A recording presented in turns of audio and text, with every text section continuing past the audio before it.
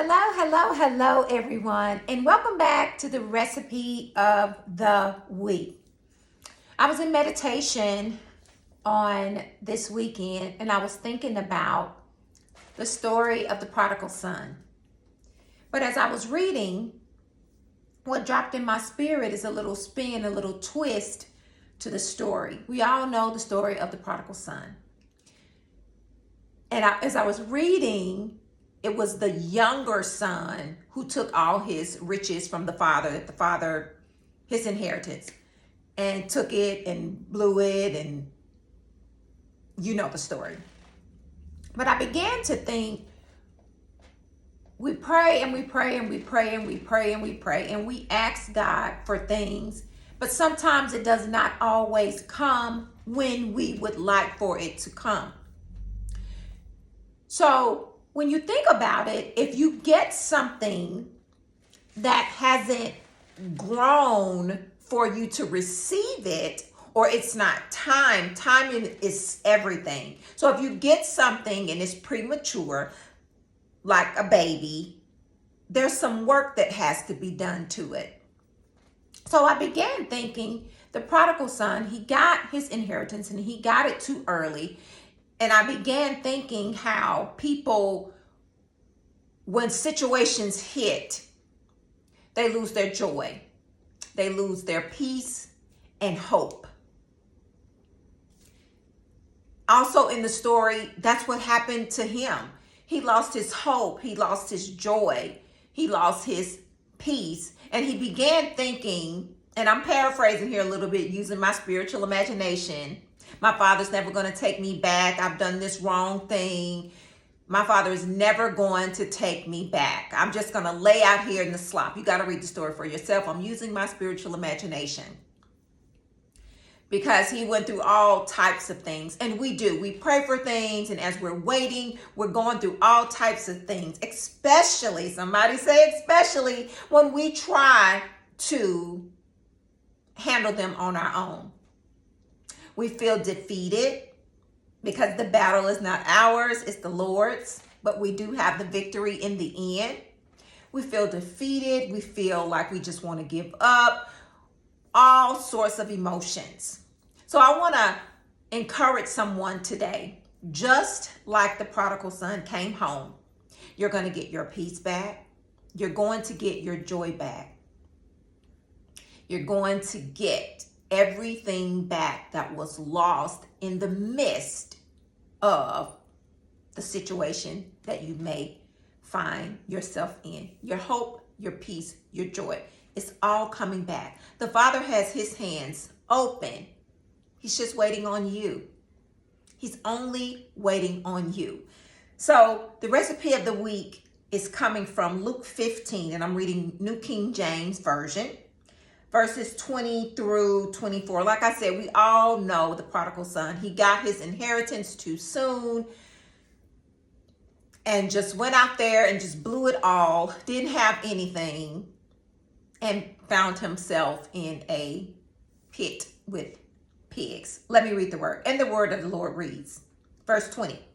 And he arose and came to his father. Now this was after the fact that he had done all of what he did and ended up where he was. But when he was still a great way off, press pause.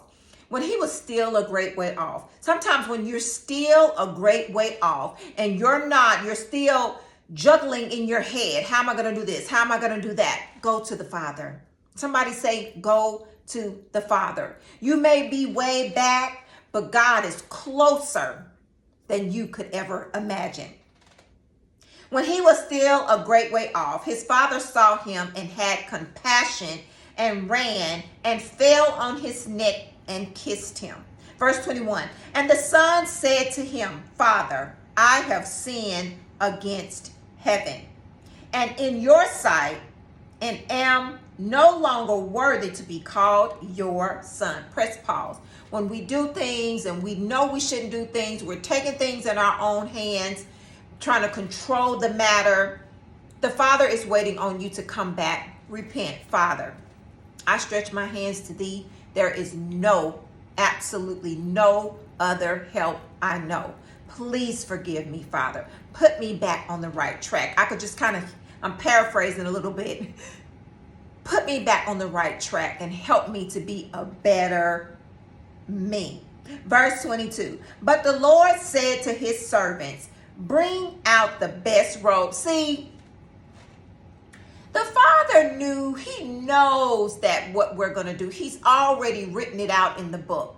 He's only waiting on you to come back. Repent. Get yourself together. Your hope will be granted. Your peace will be granted. Your joy will be granted. But the Father said to his servants, bring out the best robe and put it on him, and put a ring on his hand and sandals on his feet. The Lord wants the best for you. Do you want the best for you? Because he does. Verse 23, and bring the fatted calf here and kill it, and let us eat and be merry. Verse 24, for this my son was dead and is alive again. He was lost and is found, and they began to be merry. When we are lost in sin, there is a level of sin that sometimes people get in, all of us, me included. It begins to deteriorate your spirit. Right here it says, for my son was dead and is alive again. The Father has his hands open, waiting for you to come back. Victory is yours. That's why Jesus died on the cross for us. You will get your hope back. You will get your peace back. You will get your joy back. The thing is, we cannot take things or matters in our own hands. We have to give it to him. Whatever it is, give it to him. Somebody say, give it to him and come on back home. The Father is waiting for you. So Father, in the name of Jesus, we thank you. We thank you that you are King of Kings. You are Lord of Lords.